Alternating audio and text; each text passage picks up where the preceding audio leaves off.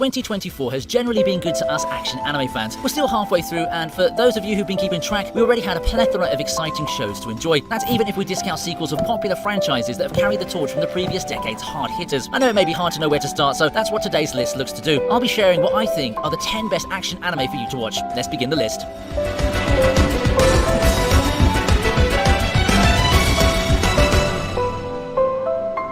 Mission Yozakura Family is what I'll be starting this list with.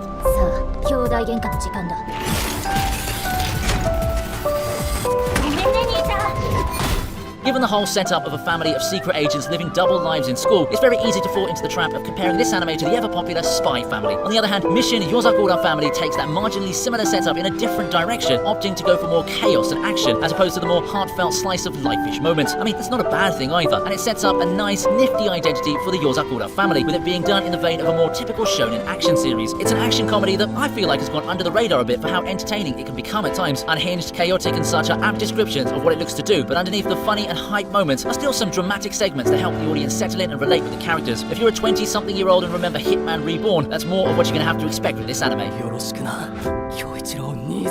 Witch and the Beast is up next at number 9.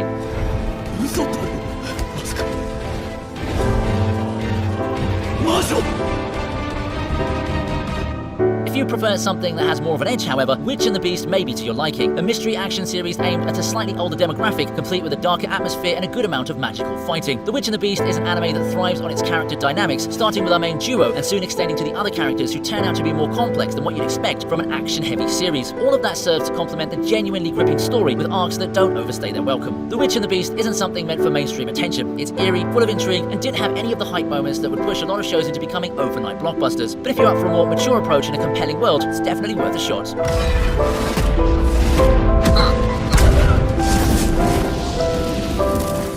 At 8, here's Unwanted, Undead Adventurer.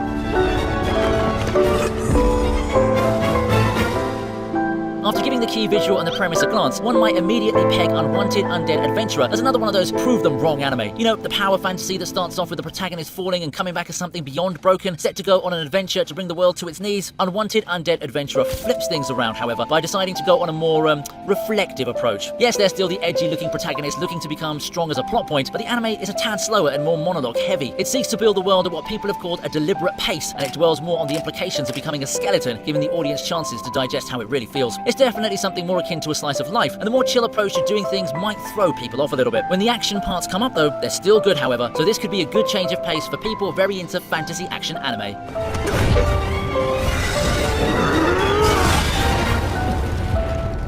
At number 7, it's the wrong way to use healing magic.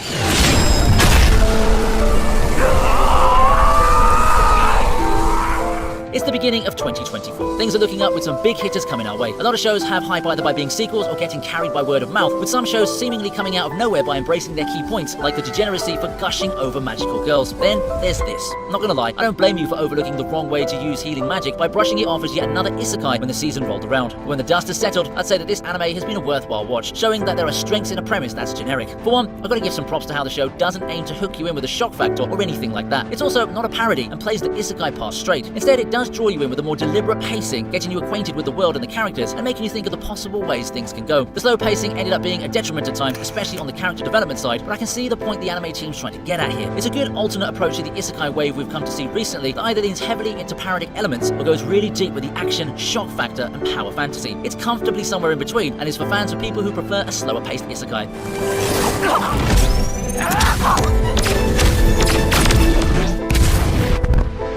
An archdemon's dilemma finds itself right before the halfway mark.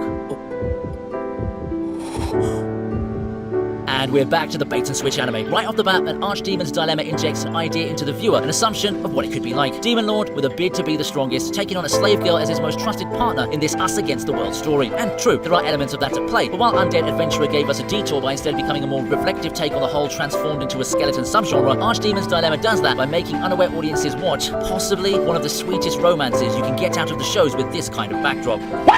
Not to say there's no action or flexing or the sort, there is loads of it in fact. What truly sets this series apart from its kin is its surprising focus on a budding relationship between our main duo, both of whom are awkward and charming in their own right. People have compared it to something like Gomi-san, and to have that kind of comparison in an isekai series with magic and slavery is hilarious in its own right, but it kind of makes sense when you think about it. This is one underrated treat for romance lovers out there. Now, don't go anywhere. We'll be right back, but not before asking you for a like if you've enjoyed what you've seen so far. Make sure you've turned on the notification bell to be updated by all my latest videos too. Thank you. Off the break now, we're not letting up with our next entry, Ninja Kamui.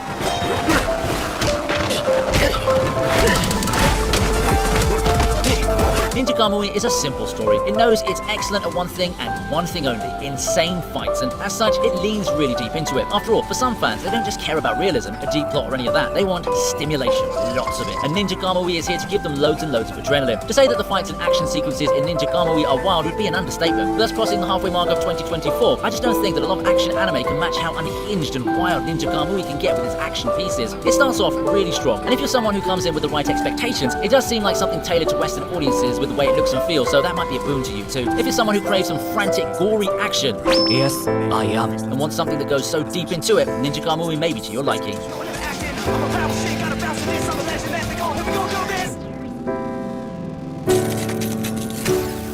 To move on, we have Go Go Loser Ranger. や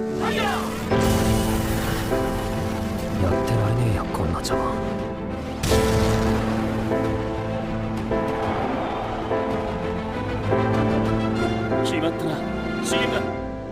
Loser Ranger's not exactly a serious anime, but considering how grounded it feels compared to Ninja Kamui, it certainly fits the bill. As for Loser Ranger, we have what seems to be an affectionate Super Sentai parody that turns pretty heavy quickly thanks to how it gives us a different perspective from what we've come to expect from these costume hero shows. Affiliations and supposed hero-villain roles get turned on their head, and it serves as a foundation for a rather gripping tale of rising up against all odds. A tale of adversity, grey morality systems, and before we forget, some pretty nifty fight sequences. Oh, and it's also from the quintessential quintuplets creator. So for those fans of the popular rom-com who are still on the fence, you might be curious to see what Negi can do with a series featuring another ensemble of 5, but in a different genre. Personally, I think he nailed all the important notes, but it's something you've got to see for yourself. This anime deserves more love.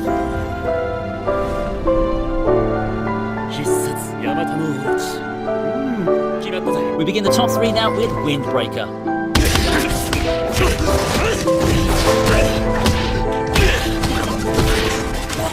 For a lot of people, Windbreaker came out of nowhere. Sure, there was a bit of hype entering the season, but to a lot of them, it certainly was just another teenage delinquent action anime. However, as we reach the home stretch, it's made a quick turnaround as a lot of people's favourite action anime of spring. It's a straightforward story of delinquents fighting people, protecting their town and all of that sort of stuff, but what really won people's hearts was the execution. It has great hand-to-hand fights, some of the best the year has given us so far, all while maintaining some positive themes with help from its charismatic characters. It's certainly a show I'm happy to see a lot of love for. And if you're looking for an action anime to watch this 2024 and don't have time to bother with sequels or more fantasy stuff, this is one of the best recommendations you can get.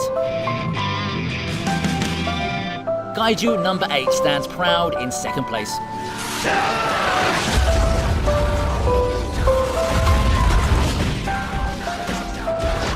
The hype was really there for Kaiju number 8. Even before the season, there's been a lot of buzz surrounding this promising new contender in the action anime sphere. It would have been easy to brush off the series as something taking advantage of the groundwork made by Chainsaw Man or even Attack on Titan, given their similar premises in theory. However, Kaiju number 8 does well enough to hold up on its own, becoming one of the hottest and best action titles to watch in 2024. In practice, Kaiju number 8 leans more to the light-hearted vibes despite the bleak picture its world seems to suggest for the first minute or so. There's quite a mix of comedy and action, and overall, the blending of elements works really well, giving us a show where almost everyone can find at least something to like. While Kaiju number 8 may not particularly excel at something, it's more than decent on a lot of the relevant parts that action anime fans may care for. Entertaining fights? Check. A group of main characters for you to care about? You got it. A story that's not super complex, yet has its fair share of depth and world building put into it? Kaiju number 8's got you covered. It's obviously being pushed hard as a series, and I think those efforts weren't misplaced by any means.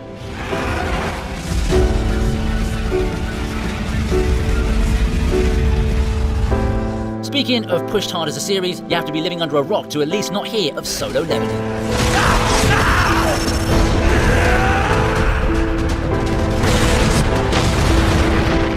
One of the biggest webtoons ever finally got its much-awaited anime adaptation, and expectedly, as we enter the year 2024, Solo Leveling has garnered so much attention. But did it live up to the hype? I'd say it did, with a caveat. It's an anime that works really well for those who are already fans of the series. The anime creators likely made this adaptation with the existing fans in mind and made a promise to deliver what the fans wanted. A weak to strong power fantasy with some RPG elements and a lot of moments where the main protagonist can show off how cool he is. Sharp, crisp choreography gives the fight some excellent presentation, and the sound direction doesn't let up one bit. With the title being hamstrung by its 12 12 episode count, there's the lingering feeling of wanting more as I watch the series. There's more potential with the world, and the plot's presentation may not be as strong as some would like it to be. Still, it also knows it's a power fantasy and relishes in that identity. Plus, in the realm of just spectacle, Solo Leveling hits all the important highs, making it a really recommended watch for those in the genre who are existing fans of the source material. よろしく頼む。 Solo Leveling may have the hype, but is it your favourite action anime in 2024 so far? Tell me your thoughts in the comments below. That more or less does it for this list. I'd like to thank you for watching, and I hope you enjoyed the list. If you have some more time, may I suggest you check out this video on the top 10 anticipated new anime of summer 2024. Thank you, I'll see you in the next one very soon.